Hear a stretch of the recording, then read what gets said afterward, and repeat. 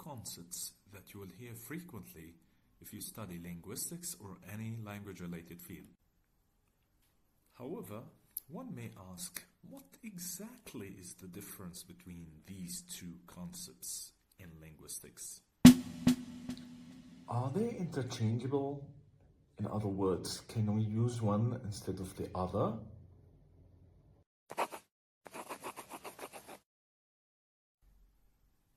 You may notice that both words contain phone, which suggests they deal with sound. Phonetics focuses on the physical properties of these sounds, such as the production, transmission, and perception. Phonology examines how these sounds function within a particular language or dialect and the relationship between the sounds of that language. But one may wonder, what kind of sounds are we referring to here? Are we talking about animal sounds, machine sounds, or everyday environmental sounds? The answer is very simple. No! We're discussing the sounds of human languages. But one may wonder if both phonetics and phonology deal with the sounds of human languages. Why do we have two separate terms? Why not just combine them into one word, like phoneticology? The answer is quite simple. They complement each other but focus on different aspects of speech. To do phonology, we first need to understand phonetics. In other words, phonetics serves as the foundation for phonology. Now that we have talked about all of that, let's get to know phonetics a bit more. It's a branch of linguistics that studies how sounds are produced and perceived in human languages. It is divided into three main subfields. Articulatory phonetics, how speech sounds are physically produced. Acoustic phonetics, the physical properties of sounds such as frequency and sound waves. And auditory phonetics, how the human ear perceives and processes sounds. Now, to understand how we produce speech sounds, we need to explore the human vocal tract first. This system includes several key articulatory or articulatory organs, each playing a crucial role in sound production. Looking at the vocal tract diagram, we can identify the following structures. First, larynx houses the vocal folds and responsible for voicing sounds. In addition, we have the pharynx, which is a passage that connects the nasal cavity and the oral cavity to the larynx. Glottis is the opening between the vocal folds, influencing different types of sounds.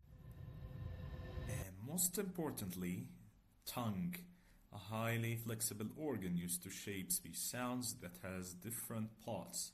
The tip used for producing sounds like t or d, and the blade which helps in producing sounds like sh in she, and the back used for velar sounds like g or k.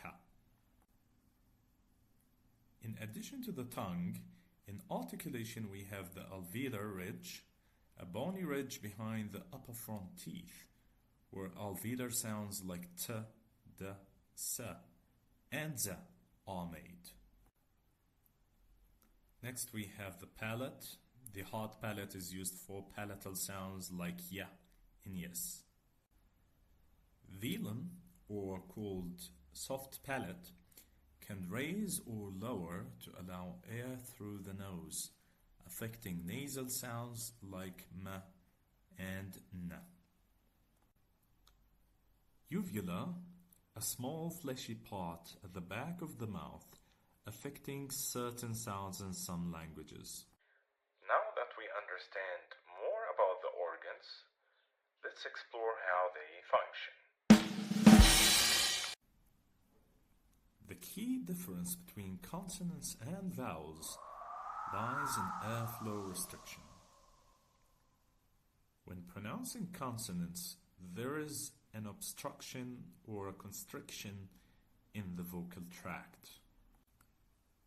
For example, sounds like ta, da, ba, and ma involve varying degrees of airflow restriction. Vowels, in contrast, have no significant airflow obstruction. If you say a, u, e, there is no constriction, or you don't have any obstruction.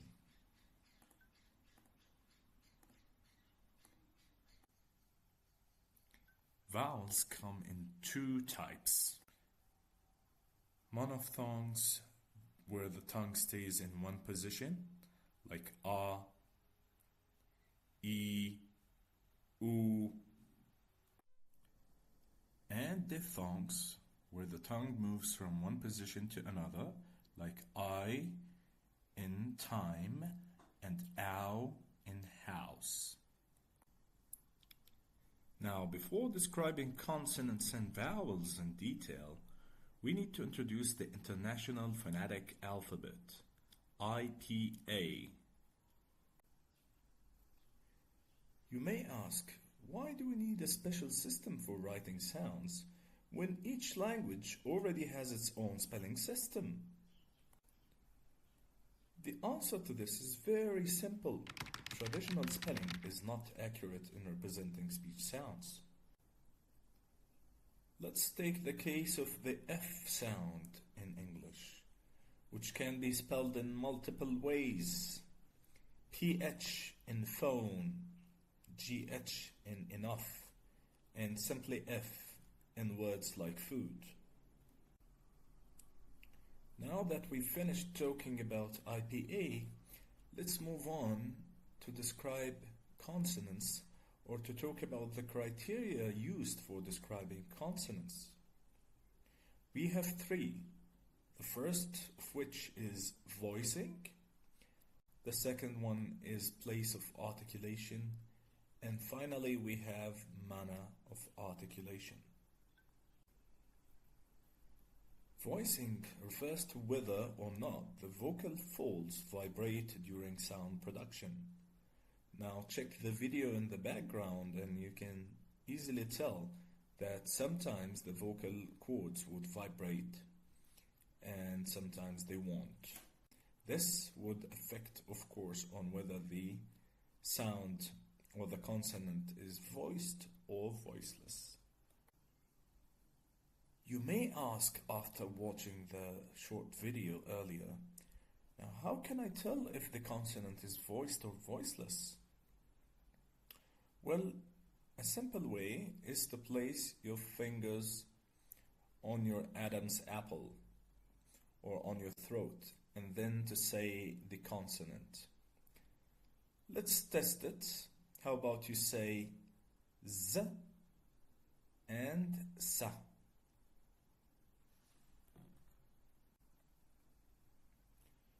You probably felt more vibration with the Z sound rather than the Sa one. However, if you didn't, then another way would be to simply place your hands on your ears and to pronounce the two consonants. Place your hands on your ears, but don't press them too hard. Our goal is not to hurt ourselves. Once you do, or once you press them, then you should be able to hear or to feel more noise in your ears with one of them rather than the other. Definitely that would be the Z consonant, which is the voiced one. Now that we know what voicing means, let's move on to talk about another criterion which we have for describing consonants, which is the manner of articulation. And here our goal or our interest is in how the air flows. We have different manners of articulations, as you can see in this picture. We have stops, fricatives, affricates, nasals, liquids, and each one of these would have a different way for the air to flow. So if we look at plosives, here the air is completely blocked, then released suddenly, as in the P consonant. If we talk about fricatives, no, the air is partially blocked, creating friction, and a good example would be the consonant S in sun. Affricates would be a combination of stops and fricatives. So here we would have a stop followed by a fricative, as in the ch sound in chip. If we talk about nasals, air here would pass through the nose, not through the mouth. And an ideal example would be the M consonant in man. I thought that it would be a good idea to show you visual images that would enable you to imagine with me what we mean by a stop, a fricative consonant, and a nasal one. And you can tell from these visuals that in stops the air is blocked and then it is released, and when it comes to fricatives we have a friction, and with nasals we have the air flowing through the nose. The last criterion for us is place of articulation. We classify consonants based on where in the vocal tract they are produced. Let's start with bilabials. Here, both lips touch. A good example would be B in bat. We can have M.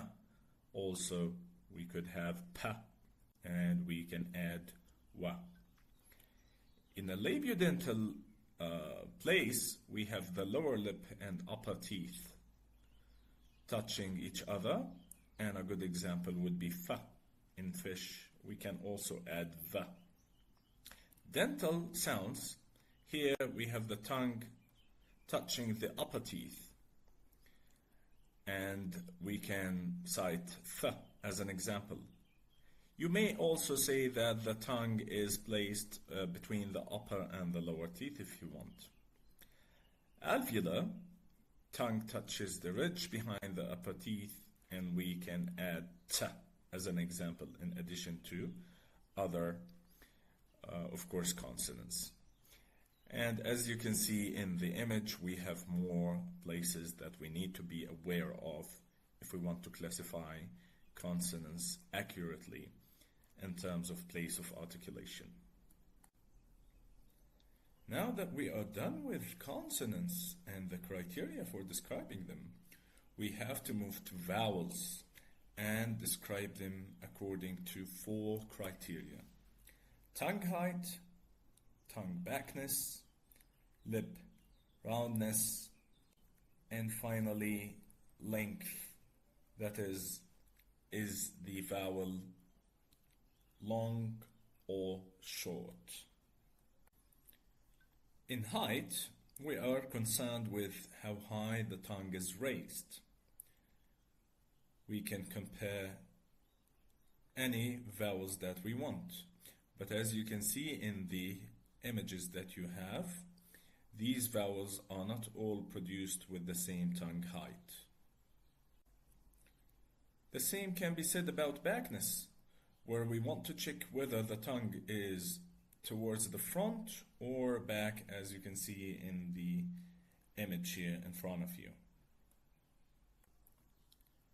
Roundness has to do with the lips and whether they are rounded or unrounded. Finally, vowels are not all the same in terms of length.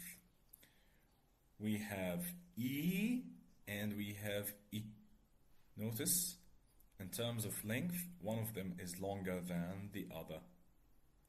Of course, we need to know that when we talk about vowel length, we're not only concerned with these two vowels, but this applies to more vowels. And sometimes to recognize the long vowel or to identify the long vowel, we may add a colon after it. We get from this that by understanding phonetics and phonology, we gain insight into how language works at its most fundamental level.